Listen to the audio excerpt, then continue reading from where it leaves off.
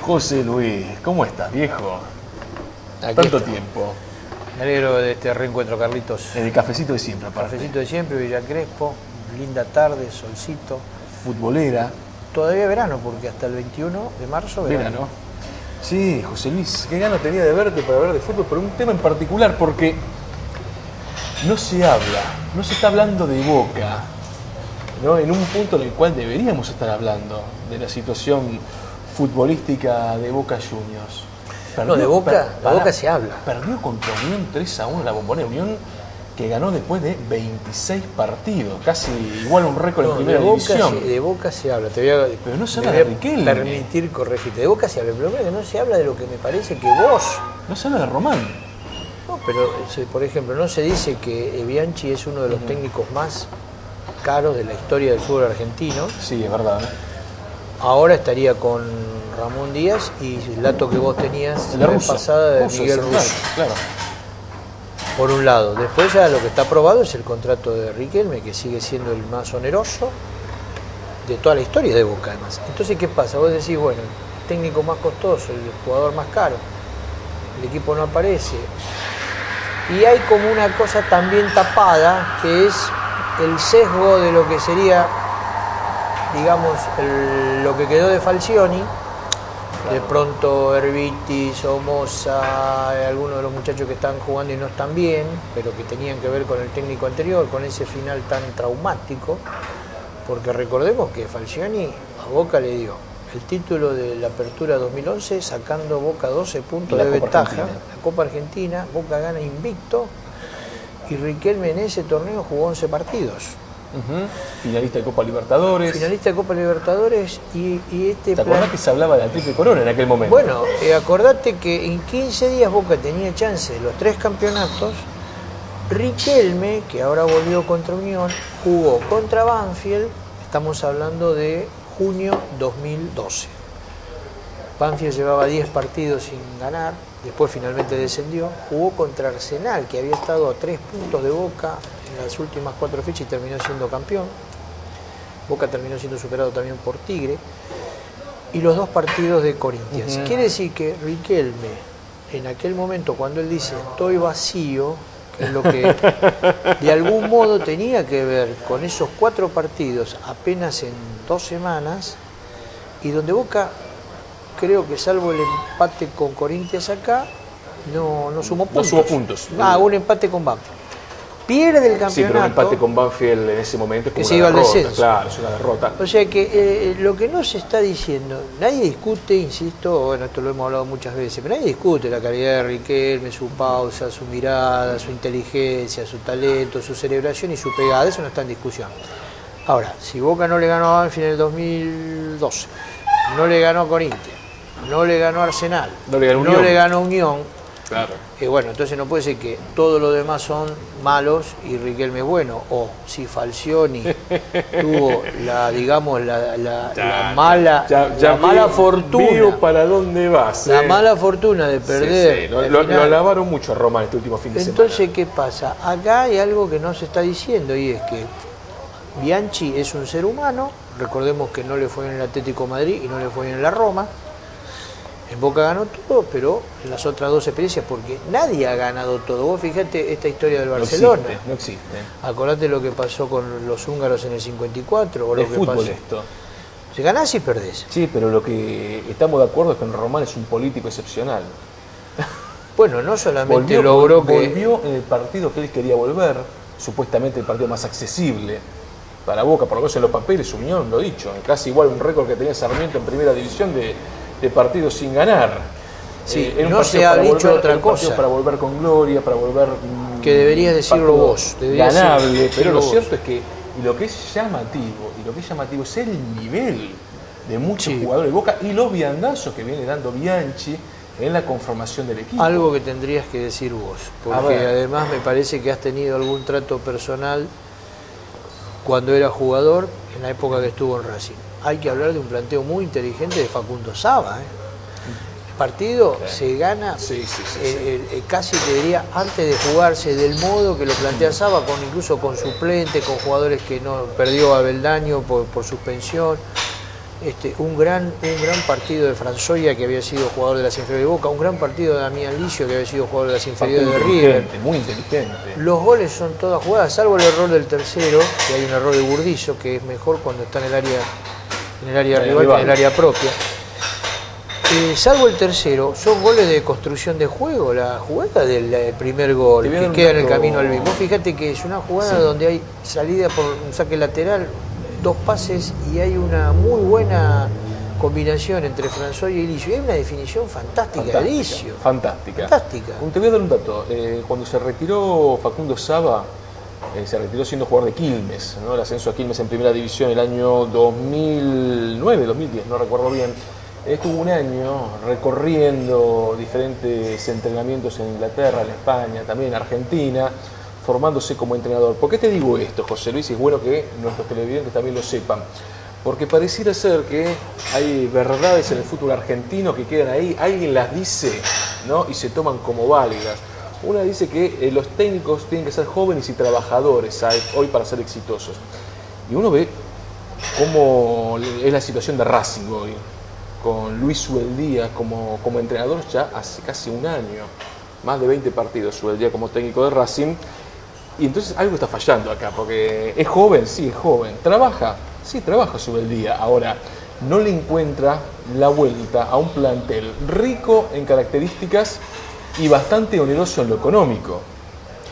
Ahí hace una pausa. Hago la pausa, dale. Racing arranca mal con la experiencia de Basile, convencido los directivos de Racing, estamos hablando de hace un año, que Basile con toda su trayectoria podía resolver en aquel momento, enero o febrero que se hace cargo Coco. Evidentemente no fue así, no había planteo, no había salida. Llega Subeldía. Recordemos que Racing hubo un montón de partidos con Basile y con el propio Subeldía que no jugaba casi a nada. A nada, absolutamente a nada. Después le encuentra la vuelta a Subeldía porque termina Racing sacando como 34 puntos, que era una suma que no tenía en campeonatos cortos desde hacía como 10 años. ¿Pero por qué? Porque acierta con los chicos estos jóvenes la llegada de Centurión, que le daba, digamos, dinámica por acá, por allá, un poco a veces marullado. A veces, cierta verticalidad también. Digamos, la llevaba demasiado para el gusto nuestro. Viola, Fariña. Pero bueno, Viola, Fariña, Vieto. Auche en un buen momento. Zuculini, que tuvo un buen campeonato en el medio. ¿Pero qué pasó? La venta de Auche. Evidentemente Auche debe haber presionado por el contrato en Europa, pero pará, yo digo, llegó, se va Auche, llega Volati. Te pregunto, esto es como si vos decís, se va Favaloro y llega un médico clínico. Yo digo, era el que hacía los goles, la diagonal, le rompía la línea del defensiva, la figura del verano, muy rápido, lo que hizo Boca. Me traes un mediocampista técnico pero lento. En un esquema donde ya está Pelletieri, donde ya está Camonaresi, donde está Villar. Bueno, es la acumulación de nombres, ¿no? O sea, cuando uno... Nadie habla del manager, ¿eh? Es lo que yo te quería decir. Cuando uno forma un plantel con acumulación de nombres, ¿no? Para tener tranquila la masa societaria. ¿Qué pasa con el manager? Racing tiene un problema muy grande adentro, ¿no? Y lo digo con conocimiento de causa. Roberto Ayala. Y nadie habla de Roberto Ayala. Cuando en la apertura hablábamos que nadie a fondo habla de algunas cuestiones que tienen que ver con Boca, por ejemplo, de la situación de Riquelme, de lo que cobra Riquelme, lo que significa Riquelme y de cómo, ¿no?, se lo protege a Román también.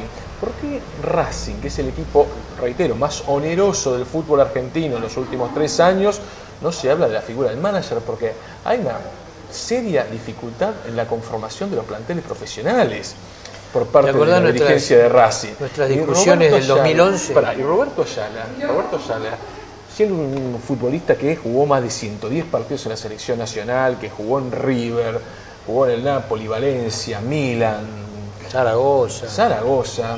El tipo te plantea que el lugar más complicado donde le tocó jugar es en Racing. ¿Qué características puede tener para ser el manager de ese club? ¿Te acordás las discusiones que teníamos hace un año y medio con el tema de Gio Moreno, Riquelme, que yo te decía así? Y vos medio no te gustaba, ¿no? Mucha calecita. Lo de Ayala, vos fíjate. Esto dicho por el propio Juan Barbas. Él dijo, yo nunca me consideré una gloria de Racing. Gloria de Racing es Maschio, gloria es Pisuti. Muy querible, muy querible, Pero muy querido, Juan. pero dice, soy una víctima en Racing por una decisión de Ayala. Y Ayala en todo caso tenía historia con Ferro, donde se inició, y tenía historia con River, en la Argentina. Sin embargo, dice, él llegó y lo primero que hizo fue traer a sus ex compañeros de Ferro, por Mario Polverni, por Radelli, y no me renovaron el contrato. A un ex futbolista de Racing que había promovido 11 jugadores y que agarró el plantel profesional en momentos complejos, con el equipo coqueteando con el descenso. A esa sumale, o sea, esa debería estar en el debe de Ayala. En el debe. ¿Y en el haber qué ponemos? El tema, vos fíjate, el caso Volati. El haber, ¿cuál es el haber? Claro, Volati no es el refuerzo para este momento de Racing. El caso, la compra de San, que fue un capricho de Subeldía, y Cámpora a la vez. Ninguno de los dos está jugando. Y cuando juega San, es resistido. Te doy un dato. José Sand es el jugador más caro del fútbol argentino hoy. Bueno. O sea, después de Riquelme. En algún momento, estamos hablando de salarios. Vos que conocés mucho más que yo el tema interno político de Racing, vas a tener que contar algo de lo que sabés sobre estos episodios que se están ahora, digamos, verificando, si querés, en relación con Villa del Parque. el tema de la justicia, claro, por el tema de la muerte de Pacheco. Es complejo. Racing por adentro es un club que tiene una complejidad que no es de los últimos años, tiene una complejidad histórica. Pero acordate que la gente de Racing al principio había dicho que era un accidente. No.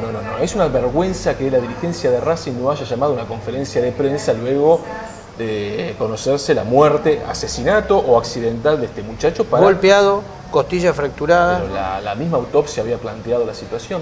Acá hay un tema interno que tiene que ver con la fórmula presidencial en Racing que obtuvo, ¿no?, la reelección en el 2011, ¿no?, entre Gastón Coborno y... Sí, la sucesión era Rodolfo Molina, Gastón Coborno. Coborno, nombre de Villa del Parque. Que después, aparentemente, la relación se pudrió por un tema futbolístico, ¿no? Justamente estabas nombrando recién a Diego Simeone, ¿no? En el momento que Simeone se va de Racing, estamos hablando de fines del año 2011, una gran campaña. Racing subcampeón.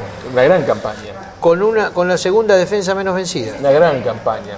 No le entraba a nadie a Racing. Y tenía en ese momento un goleador de excepción como el colombiano Teófilo Gutiérrez. Bueno, en ese momento Teófilo Gutiérrez coquetea con no volver, me quería una mejoría en el contrato, y eso lo obliga en cierta forma a no utilizar una muñeca política, o mejor dicho, dudó y no usó una muñeca política Gastón Coborno, que acababa de asumir, ¿no?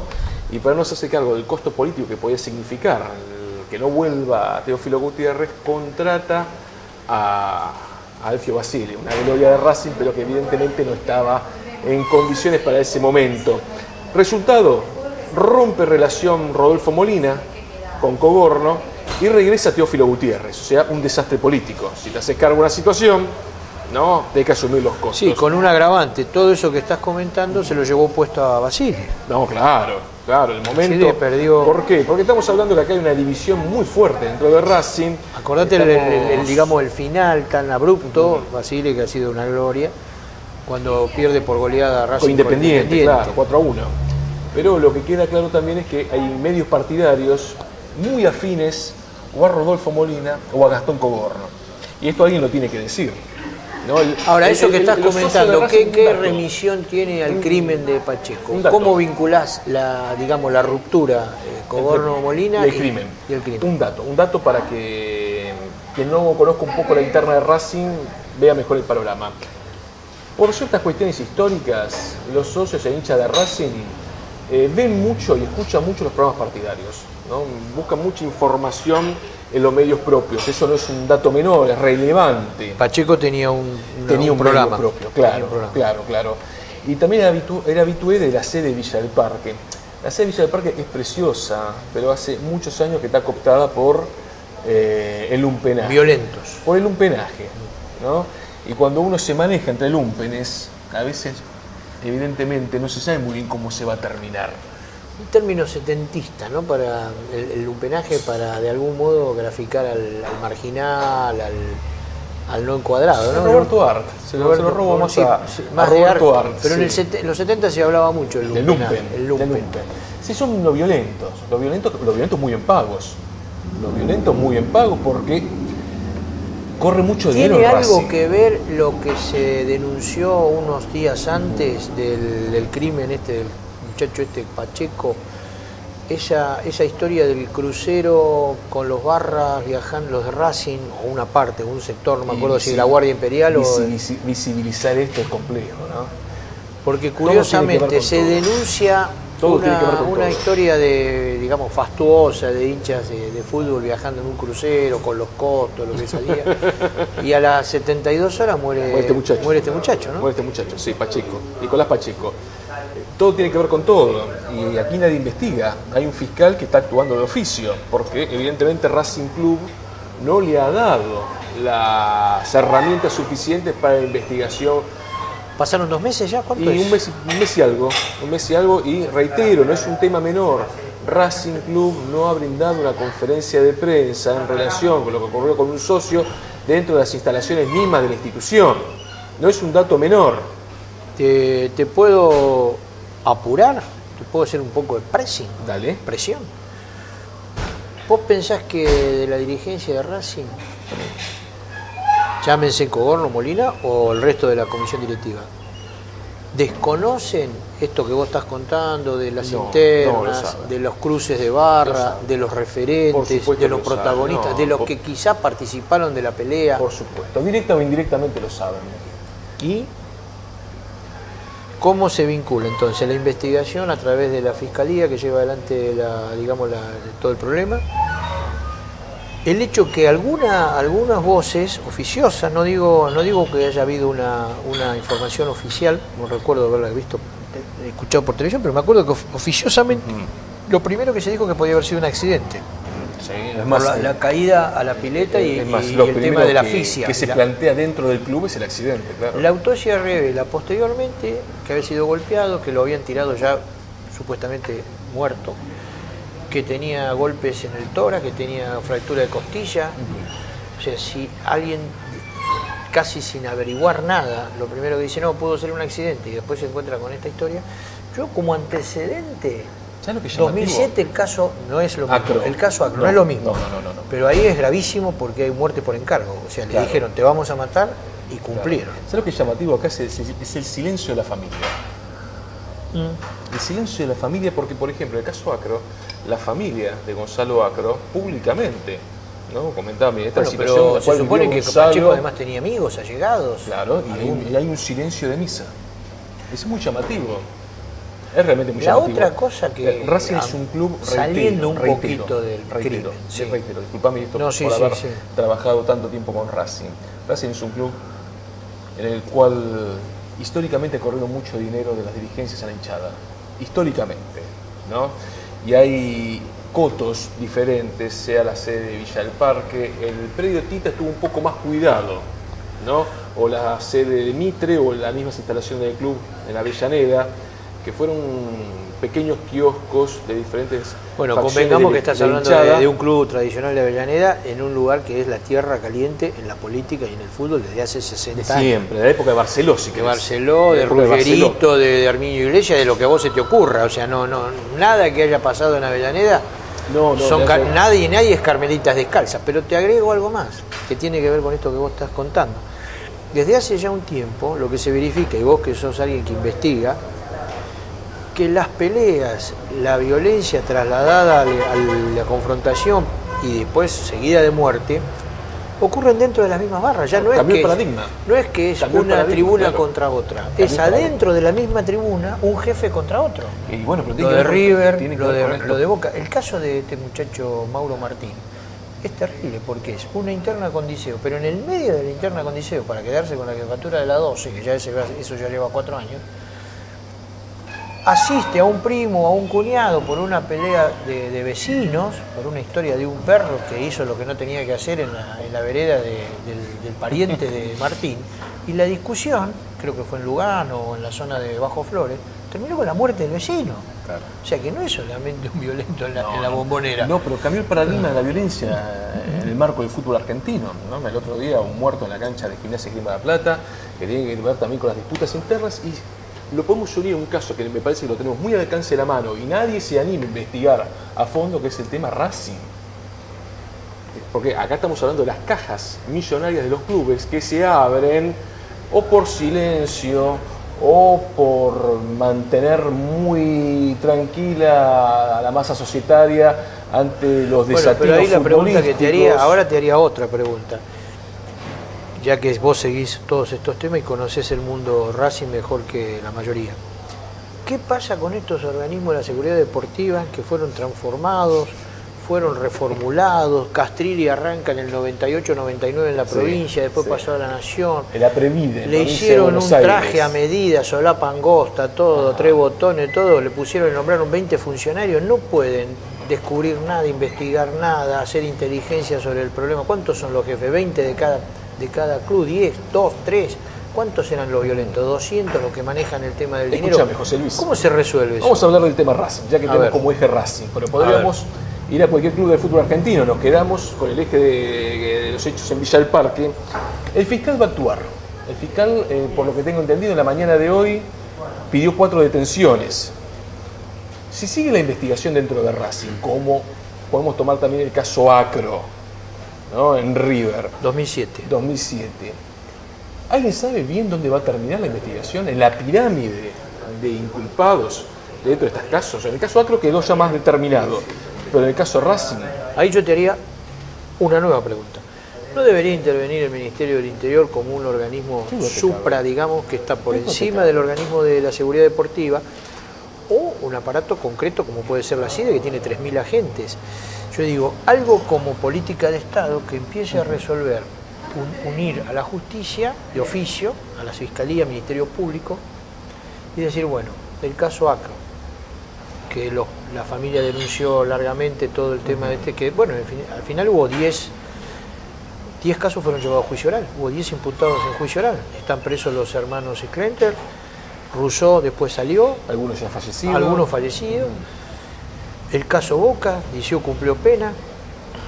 Rafael Diceo cumplió una pena. Martín está preso. A Mazzaro, no sé si está prófugo o preso. Prófugo. O sea, hay algunas cosas que se verifican en los hechos. Lo de Racing aparentemente está tapado. Lo que vos estás comentando, que ya lleva 1 mes y medio de Pacheco.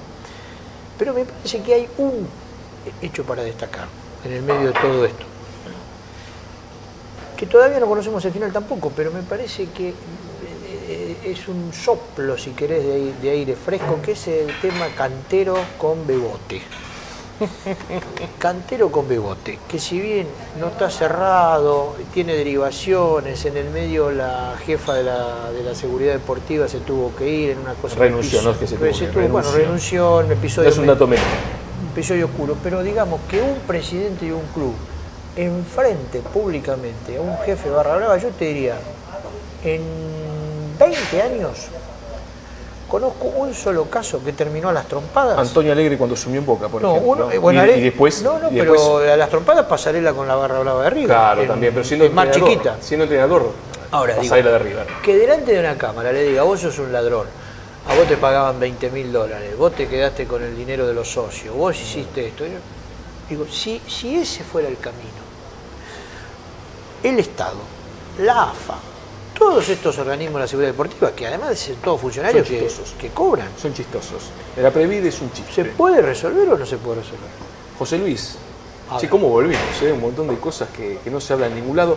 Tengo 2 temitas para mañana, para la próxima vez que nos reunamos. No te olvides del Negro Cubilla, de una reseña porque ocurrió hace muy pocos días. Ahora le hacemos un recuerdo extraordinario. a Luis Cubilla. Extraordinario. Pero 2 temas. Uno, la declaración de Víctor López, capitán de Banfield la temporada pasada, en la cual dejó entrever que había compañeros suyos alertados ya por la dirigencia de que el equipo debía descender.